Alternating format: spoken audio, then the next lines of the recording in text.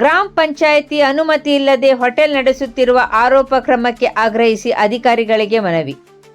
ಆಲೂರು ಗ್ರಾಮ ಪಂಚಾಯಿತಿ ವ್ಯಾಪ್ತಿಯ ದಾಂಡೇಲಪ್ಪ ದೇವಸ್ಥಾನದ ಸಮೀಪ ಶಿವರಾಮ್ ಅಪ್ಪಾಜಿ ಪಾಟೀಲ್ ಅವರು ಗ್ರಾಮ ಪಂಚಾಯಿತಿಯ ನಿರಾಕ್ಷೇಪಣಾ ಪತ್ರ ಎನ್ಒಸಿ ಹಾಗೂ ಅಗತ್ಯ ವಾಣಿಜ್ಯ ಅನುಮತಿಗಳನ್ನು ಪಡೆಯದೆ ಹೋಟೆಲ್ ನಡೆಸುತ್ತಿದ್ದಾರೆ ಎಂದು ಆರೋಪಿಸಿ ಸಂಬಂಧಿತ ಅಧಿಕಾರಿಗಳು ಸೂಕ್ತ ಕ್ರಮ ಕೈಗೊಳ್ಳಬೇಕು ಎಂದು ಆಗ್ರಹಿಸಿ ಶುಕ್ರವಾರ ಲಿಖಿತ ಮನವಿ ಸಲ್ಲಿಸಲಾಯಿತು.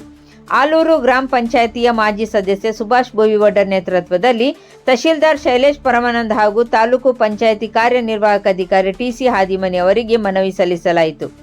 ಮನವಿಯಲ್ಲಿ ದಾಂಡೇಲಪ್ಪ ದೇವಸ್ಥಾನಕ್ಕೆ ಆಗಮಿಸುವ ಭಕ್ತರು ಹಾಗೂ ಮೊಸಳೆ ಪಾರ್ಕ್ಗೆ ಭೇಟಿ ನೀಡುವ ಪ್ರವಾಸಿಗರಿಗೆ ಅನಾನುಕೂಲ ಉಂಟಾಗುತ್ತಿದೆ ಎಂದು ಉಲ್ಲೇಖಿಸಲಾಗಿದೆ. ಅಲ್ಲದೆ ಇದೇ ಜಾಗದಲ್ಲಿ ಯಾವುದೇ ಅನುಮತಿ ಇಲ್ಲದೆ ಹೋಮ್ ಸ್ಟೇ ಕಾಮಗಾರಿ ಆರಂಭಿಸಲಾಗಿದ್ದು ವ್ಯಾಪಾರ ನಡೆಸುತ್ತಿರುವ ಸ್ಥಳಕ್ಕೆ ಸಂಬಂಧಿಸಿದಂತೆ ನ್ಯಾಯಾಲಯದಲ್ಲಿ ಪ್ರಕರಣವೂ ನಡೆಯುತ್ತಿದೆ ಎಂದು ಆರೋಪಿಸಲಾಗಿದೆ.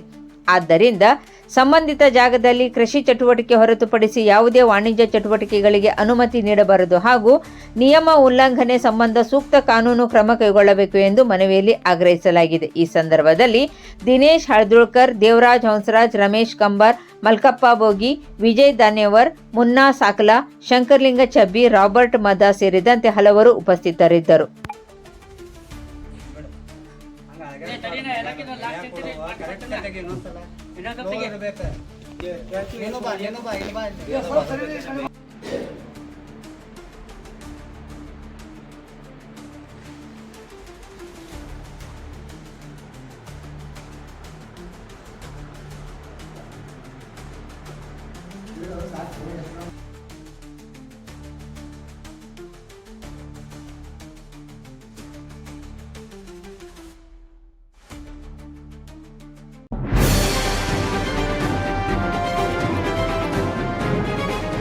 ಇದು ಖಾಲಿ ಡಿಜಿಟಲ್ ವಾಹಿನಿ, ಸತ್ಯ ಮತ್ತು ಸ್ಪಷ್ಟ ಸುದ್ದಿ.